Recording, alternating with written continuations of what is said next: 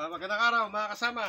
Nandito yung ating mga alagang aso, si Eva, Belgian to, Belgian, at saka isang Aspin, si Whitey. Nandito tayo upang kausapin natin si Albert. Ano ba ang buhay dito sa bukid? O hindi naman siya masasabing bundok, pero nasa gitna ka ng mapuno at magubat na lugar. Pero malapit lang to. Halos malapit lang to sa bayan. Kaya tignan natin kung ano ang buhay ni kasamang Albert dito sa kanyang farm. Dito po tayo. Bert, isang mala po. Talaga, masaya ka. Kumusta ang love life natin? Wala na sa isip ko kasi na-focus ako sa trabaho. Ganun po Saka ba? na mag-ibalik ko isip na improve na. Okay. Maganda itong kusina mo . Ano bang niluluto mo ngayon? Mukhang sunog na. Isda yan. Isda. Ayan. Ang ganda yung kusina mo . Talagang simple. Ano bang power mo dito? May kuryente ka ba rito? Solar. Solar. Okay, walang bayad sa kuryente. May tubig ka rin. Source, no? Simple lang ang pamumuhay mo ba dito? Pwede mo bang i-describe o sabihin anong klaseng mamuhay dito sa mga ito? Baka may mga taong gustong ganito lang, kasi simple ang buhay. Ano bang mga naranasan mo rito? Naranasan ko lang dito ay tahimik. Walang mga walang mga sismiso, mga wala. Kasi wala mga kapitbahay. Okay ka naman dito? Sanay man ako sa ganito mag-isa. Pwede bang sabihin kung taga saan po ba kayo?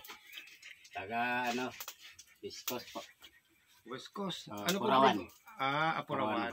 Okay. Anong probinsya po ninyo? Sa yung noon pa, Mindanao ko sa Balingasag. Kaway-kaway po sa mga kamag-anak po po sa Balingasag. Dito po ako na assign. Palawan. Ano po mga tinatanong nyo dito? Ito si Boss Daunan po. Tsaka yung iba pa din, okra, sitaw, iba pang mga gulay dyan. Mukhang nagsisimula pa lang na. Simula pa. Nagsisimula pa lang, okay. Ito, tingnan po natin yung mga sibuyas. Paano po ba itanin yan? Pwede po ba yun yung ide mo? Magbibili lang sa sa palengke. Putang po natin. Dito, pwede po ba matapakan yan? Oo, pwede. Okay, una po kayo. Paano po ba yan? Paano po ninyo napaparami yan? Magbili lang sa palengke ng kilo-kilo. Tapos isuyan lang siya para ipauna ng bitso. Mga ilang buwan po bago natin i-harvest yan? Mula ngayon to sobrang mga 2 buwan. Bali pang lang yan, punla. Punla lang ito. Tapos? Palagi lang suhi, palagi lang punla, palagi lang suhi, palagi tanim, palagi suhi, palagi lang. Hindi pa po kayo magbebenta? Hindi, hanggang mag-abot na sa lawak ito, saka na ibenta ng wala nang malipatan. Okay. Ibig sabihin ito ay primary nyo lang, tanim upang paramihin. Oo po. Bago nyo i-market. Matapos natin yung area na wala na malapitan sa mga suhi niya, saka na ibenta yung mga suhi niya. Ano po ang mga fertilizer na ginagamit nyo? 1620, 1846 at saka urea, gumamit na urea 1620 urea. 1846. Balik po tayo dito. 1414.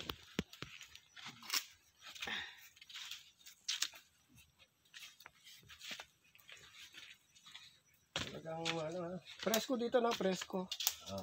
Presko. Tignan po natin yung kanyang niluto, parang nasunog na, no?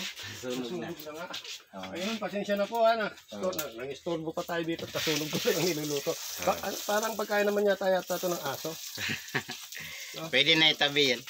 Opo, tabi natin, no? At medyo unlimited kasi yung dito, panggatong. Yan ang kagandahan dito sa probinsya, unlimited ang gatong. Kaya lang, siyempre, bilang huwag po natin masyadong gamitin dito. Baka nakadagdag to sa global warming. Pero pag nandito tayo sa ganitong lugar, ay talaga namang ganyan lang talaga.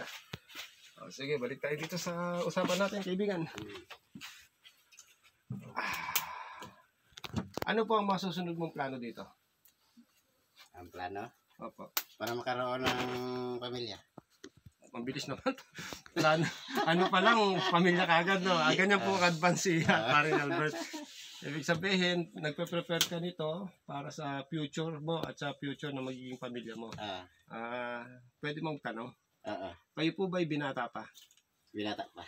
Oh, mga kaibigan, binata pa po si Everyone. Albert Oga. Talaga namang napakasipag na tao nito. Tumbaga, Tamad lang ako. Pagpatulog. tamad na yan.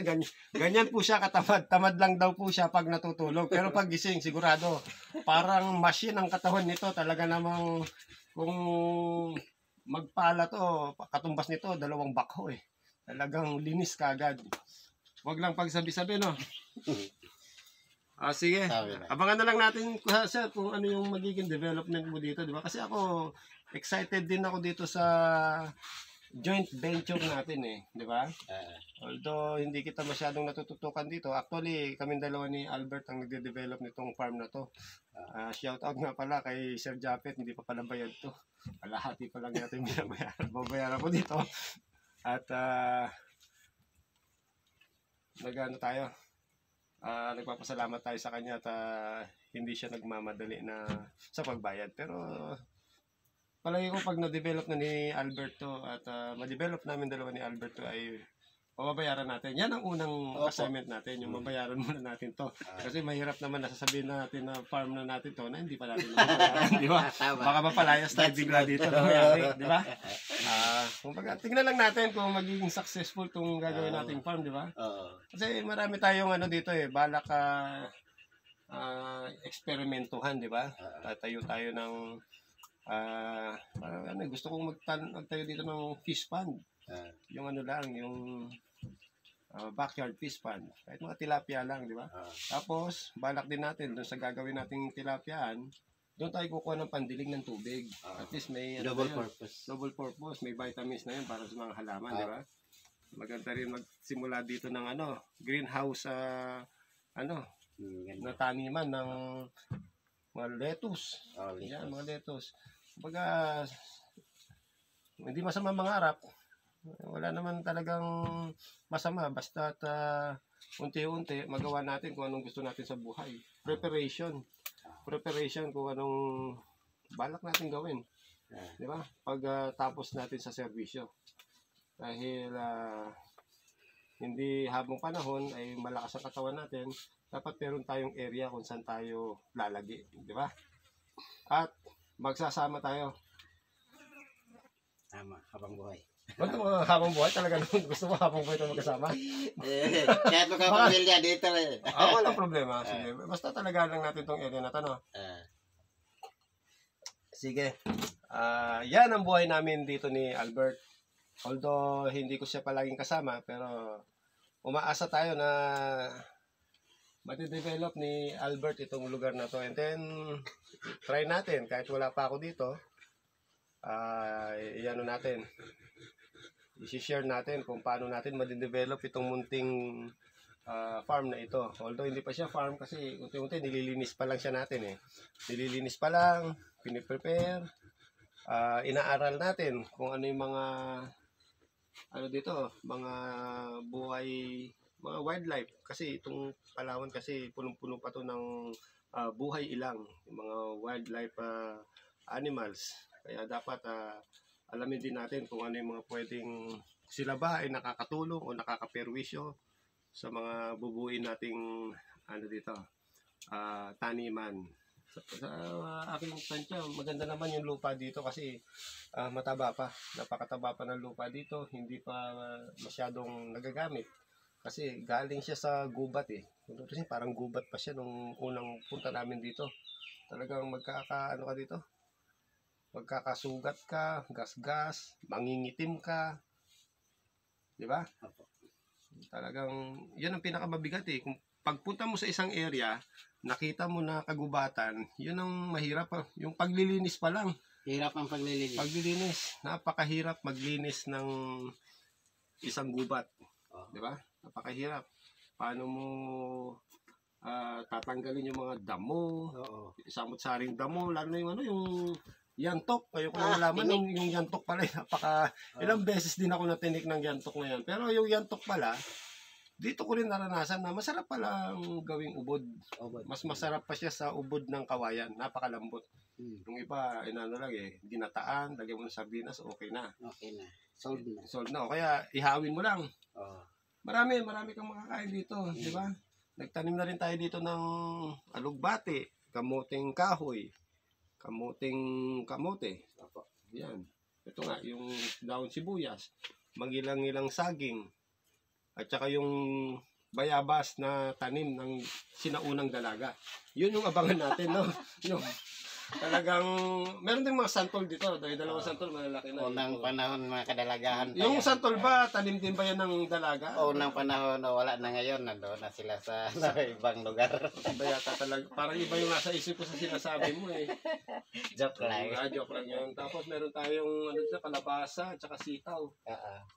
At itong baging na to, yan yung tinrin natin itong mangga, no? Kasi may 3 mangga po dito, tinrin natin dahil siyempre hindi magiging maganda ang produkto ng isang gulayan o isang taniman kung hindi direct yung araw. Tsaka iwas sa mga sanga sa bahay na mabagsakan. Tama. Kasi yung bubong parang may nagpalit na ahas, balat ng ahas na sa bubong. O kaya dapat yung cleanliness ma-maintain natin. Okay. Yun lang po. Siguro ang... At mayroon pang ikadugtong. Ako na naman. Okay. Sa susunod, hello po everyone. Ganito pong buhay ng... Siyempre, I'm still single. Buhay ng binata na dati, yung grade 1 pang pangarap ko ay sabi ng classmate, tinatanong sa akin, ano po ba ang pangarap mo sa maging, anong kurso mo? Sabi ko, ano lang ako, farmer. Bakit farmer? Gusto ko ang farmer kasi hindi na ako pagod, walang mga gulo-gulo at saka mahusay ako kasi walang mag-right, walang amo, walang kasi kung mag-kurso ako, maganda malinis tingnan sa opisina, pero kung may partner ka, malayo sa isa't isa kasi di naman magpariya ang duty. Pag-duty dito niya, tapos ang kasama, hindi ka makaparehas doon pa sa mag-duty. So, mahirap talaga. Mamiss ang lonely talaga sa asawa. Yung pangarap ko na lang, habang bata pa ako ngayon, sabi ko na gano'n ng dati pa sa Gidwan. Ang farmer kung ang farmer, wala mag-rate sa akin. Ang asawa, palagi katabi sa akin. Palagi makasama sa buhay hanggang tsaka palaging sama-sama. Ang pagkadabis ang life ng mag-asawa ng palaging makasama sa buhay. Kaya nga farmer na lang ako. Kaya natupad hanggang ngayon farmer. Pero sa pangangayon, single pa man ako, nag-iipon pa ako ng, siyempre alam ko naman lahat ng mga gastos na mahal naman. Nag-iipon pa ako ng para ganun susunod sa akin para sa kinabukasan. So ngayon, hindi pa ako friend lang muna, pero hindi sabing manligaw pa ako, hindi ko sabi mo ligaw, friend mo lang. Sino po ang nililigawan natin? So wala pa ngayon kasi hindi pa na ako iniisip kasi na-focus pa ako dito sa garden para sa kinabukasan. Tsaka na muna ulit na matapos, improve na ako, tsaka pagkuhan. Ganyan lang. Sige. Hanggang dito lang po mga... Ibig sabihin, ang gusto kong sabihin ng ating kaibigan na si Albert is ang gusto niya, mag-farm lang siya, kasama ang pamilya niya, sama-sama silang magpa-farm.